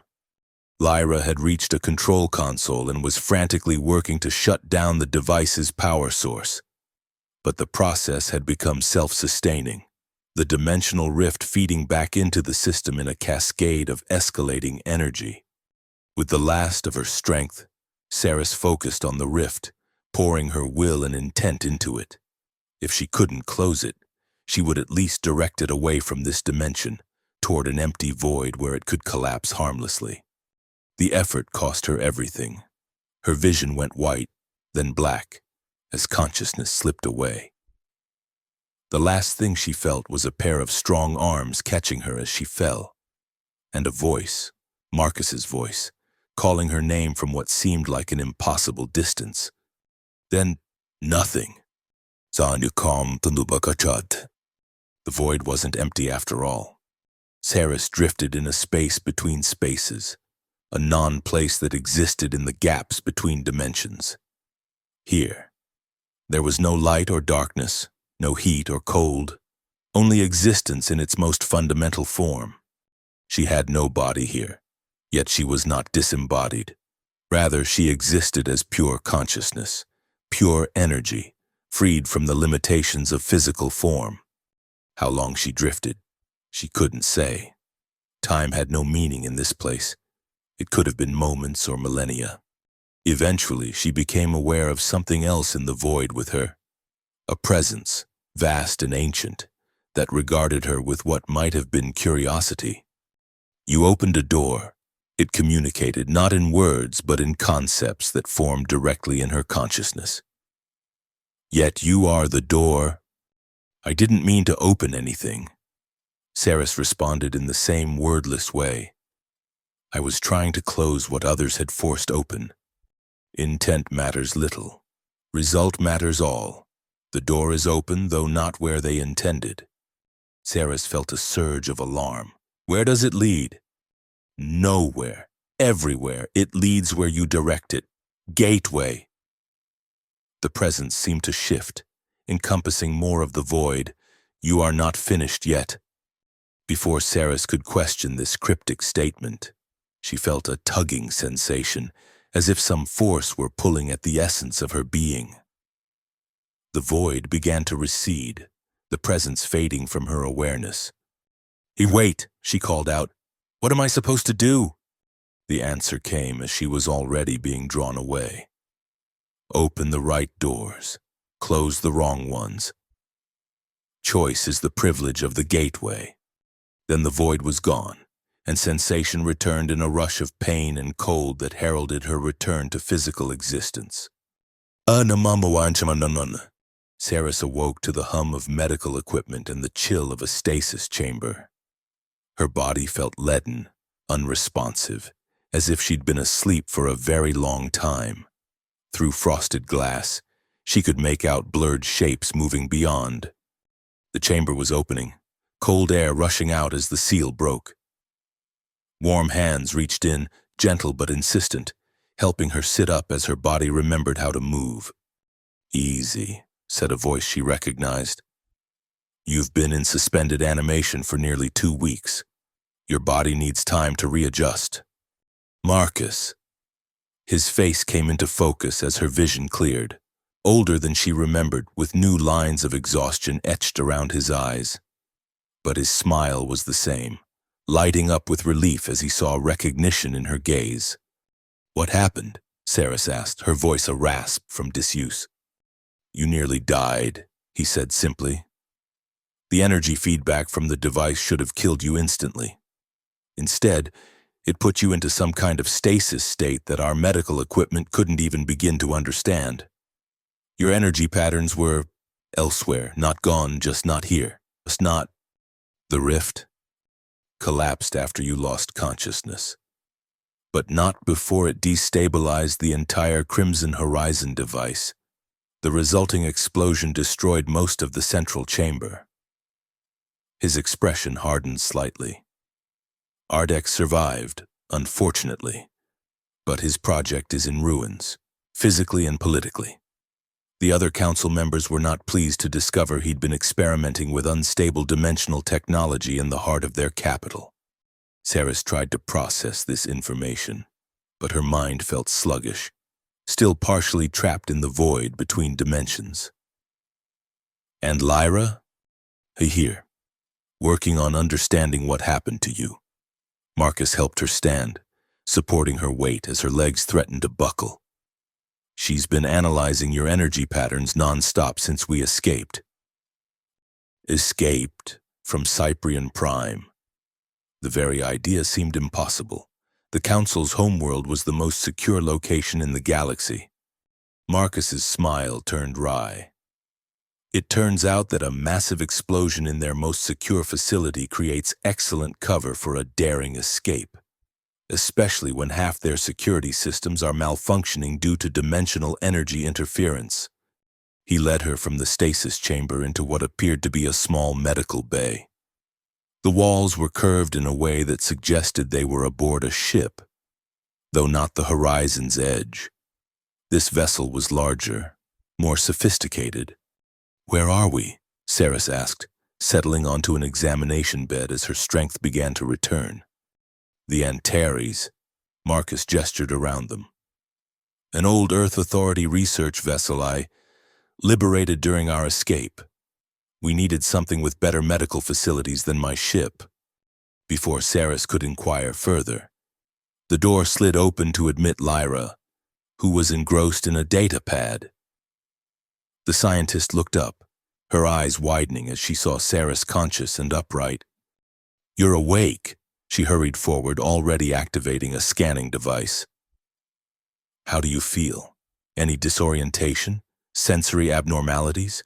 Your energy patterns were completely non-localized for days." "I feel."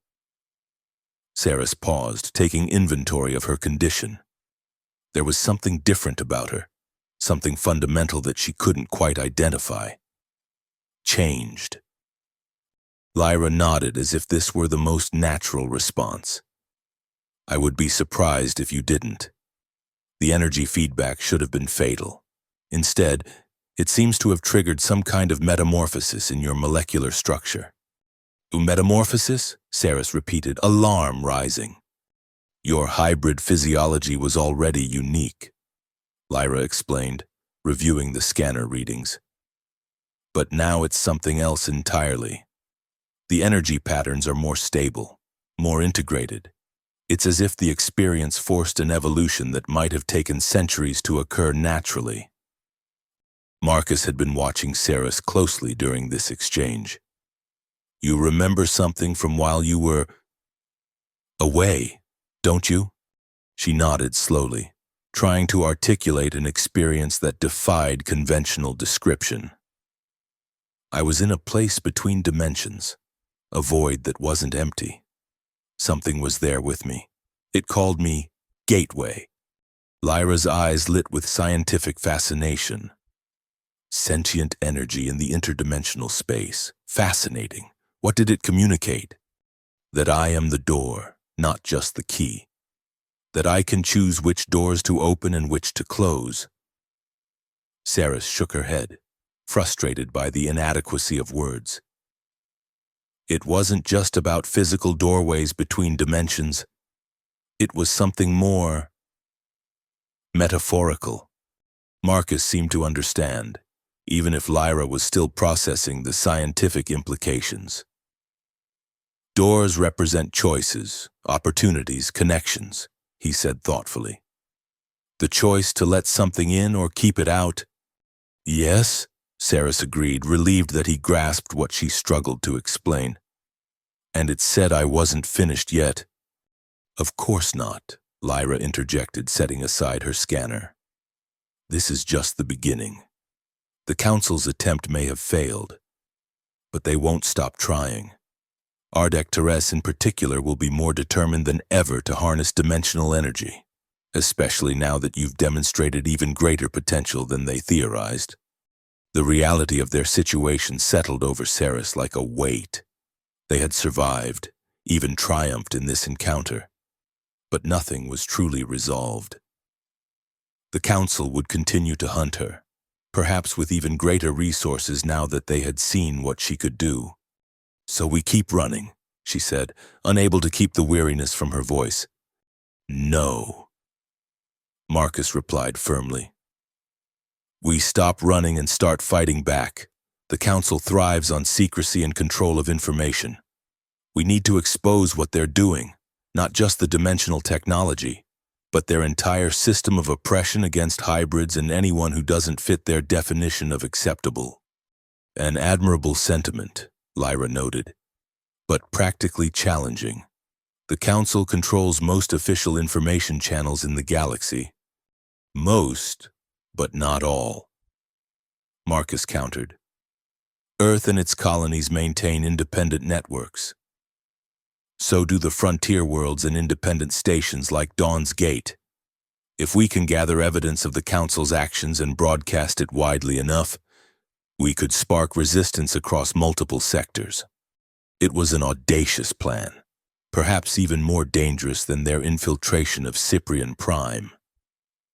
But as Saris considered it, she felt something stirring within her, not just the violet energy that had been her burden and power, but something deeper, a sense of purpose that had been absent throughout her life of running and hiding.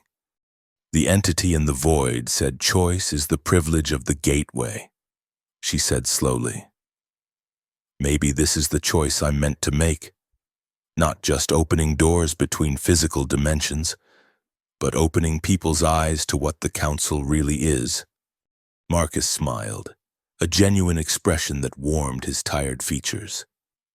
Now that sounds like a cause worth fighting for. Lyra looked between them, her scientific detachment giving way to a reluctant enthusiasm. I suppose my research into interdimensional physics can wait. Bringing down a corrupt galactic government does have a certain appeal, for the first time since awakening. Saris smiled. These two individuals, a human cargo pilot with a personal vendetta and a scientist with an insatiable curiosity, had become more than allies. They had become her connection to a world that had always rejected her, a reminder that not every door was closed. Where do we start? She asked. Marcus's expression turned serious.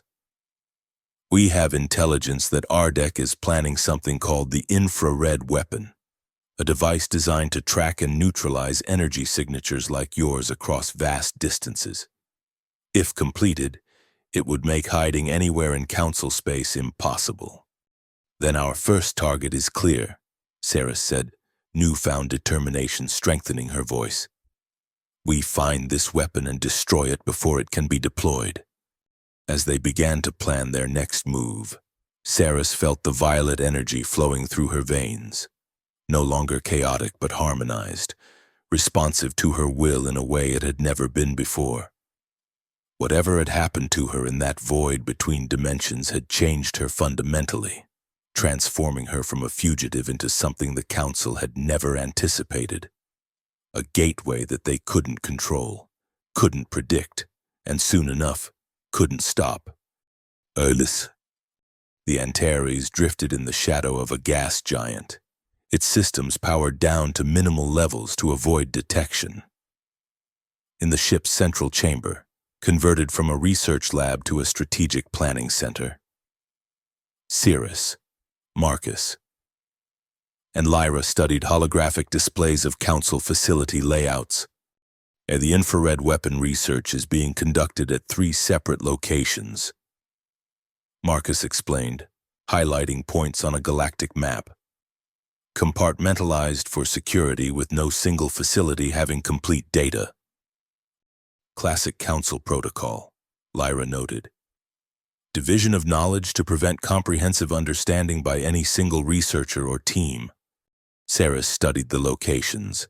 A research station in the Cygnus sector, a weapons testing facility on Proxima 4, and a secure data center on Helios Minor.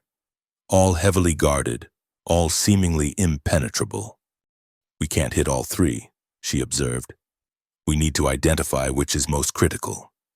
According to my analysis of the data fragments we've gathered, the Helios Minor facility houses the targeting algorithms, Lyra said. Without those, the weapon would be unable to distinguish your energy signature from background radiation. Marcus nodded. Helios Minor it is. I have contacts who can get us limited use identification codes. We'll need to be in and out within a standard cycle.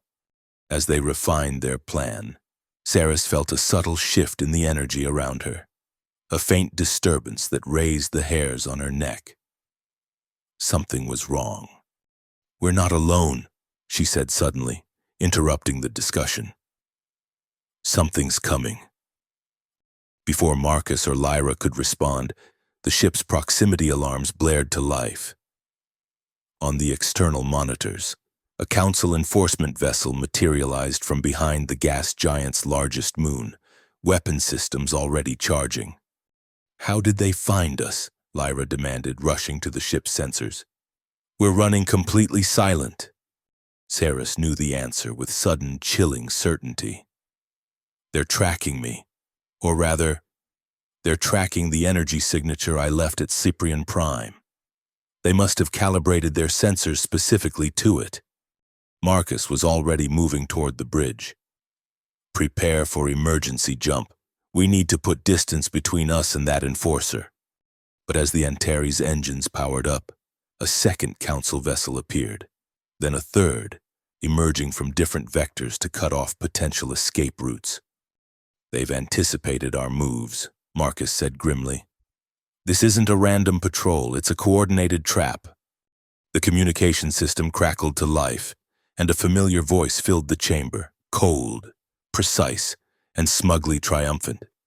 Ceres Viln, said Ardek Teres. Did you think your display at Cyprian Prime would go unanswered? Surrender now, and your companions may be granted the mercy of quick executions rather than extended neurological reconditioning. Ceres felt rage building within her, the violet energy responding to her emotions. But now, unlike before, she didn't try to suppress it. Instead, she channeled it, focusing it as Lyra had taught her. Get us moving, she told Marcus. Any direction, I'll handle the Council ships. His eyes widened slightly.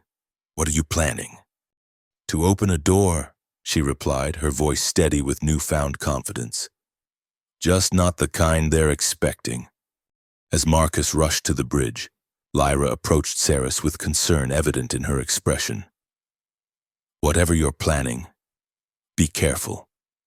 Your energy may be more stable now, but it's still not fully understood, even by you. Ceres nodded, acknowledging the warning but too focused to be deterred.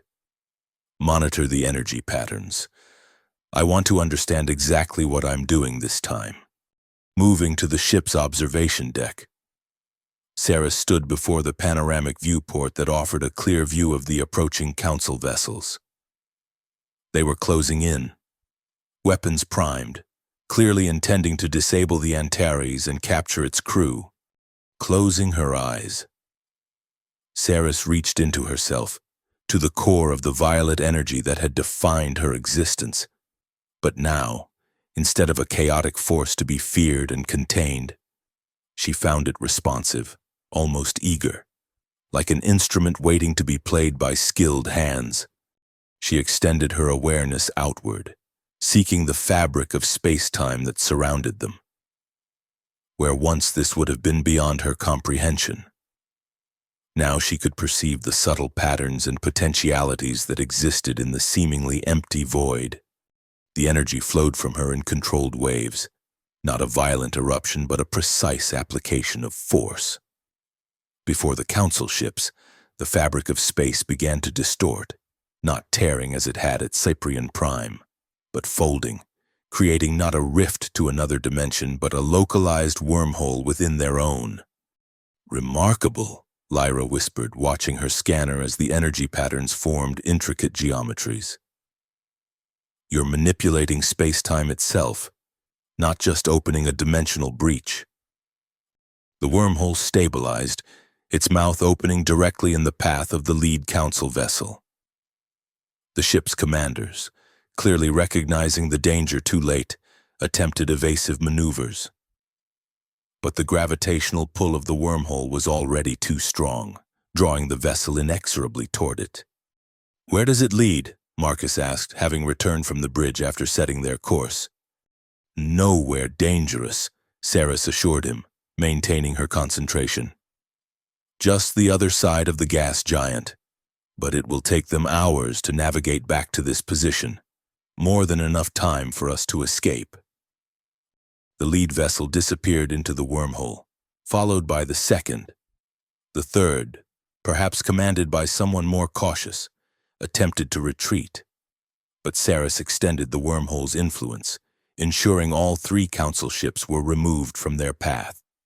Once the task was complete, she released the energy carefully, allowing the wormhole to collapse naturally rather than violently. The effort had been substantial but not debilitating. Nothing like the near-death experience at Cyprian Prime. "That," Marcus said with undisguised admiration, "was considerably more elegant than blowing up the council's headquarters." Lyra was already analyzing the data from her scanners. The energy expenditure was approximately 63% less than previous manifestations, yet the effect was more precisely controlled. "Your efficiency has increased dramatically." Saris felt a quiet satisfaction that went beyond the immediate victory. For the first time in her life, her abilities had been a source of empowerment rather than fear. A tool precisely wielded rather than a chaotic force barely contained. "We should still proceed to Helios Minor," she said, refocusing on their mission. "Ardek won't give up, especially now that he's seen what I can do." Marcus nodded, his expression thoughtful. "But we've gained something valuable, the element of surprise. They expected a fugitive struggling to control dangerous abilities. They weren't prepared for someone who could turn their own tactics against them. The Council fears what it cannot control," Lyra observed. "You, Saris Viln, have just become their worst nightmare, a hybrid with not only the power to challenge them but the precision to do so effectively." As the Antares accelerated away from the gas giant, setting course for Helios Minor, Saris contemplated these words. Throughout her life, she had been defined by others, a dangerous anomaly, a potential weapon, a gateway key to be used and discarded. Now, for the first time, she was defining herself. She was a gateway. Yes, but one that opened doors of her own choosing. And the door she chose to open now led not to other dimensions, but to freedom, for herself and for all those who had been locked out by the Council's fear and control. Looking at Marcus and Lyra, The human who had opened a door for her when every world had shut her out, and the scientist who had helped her understand the doors within herself. Saris felt something she had never truly experienced before. Belonging. Not to a species or a place, but to a purpose greater than herself. To Helios Minor, she said, her voice quiet but resolute. And then wherever we need to go to ensure the council never locks anyone out again. Marcus's hand found hers, warm and steady. A simple human gesture that had come to mean more than words could express. Together, he affirmed. Lyra, not typically given to sentimentality, nonetheless nodded her agreement. For science and justice, she added with just a hint of irony. As the Antares disappeared into the depths of space, Saris felt the violet energy pulse contentedly within her veins, no longer a burden to be hidden, but a power to be embraced. Every world had locked her out, but she had found her place nonetheless. And now, she would open doors for others like her, one gateway at a time.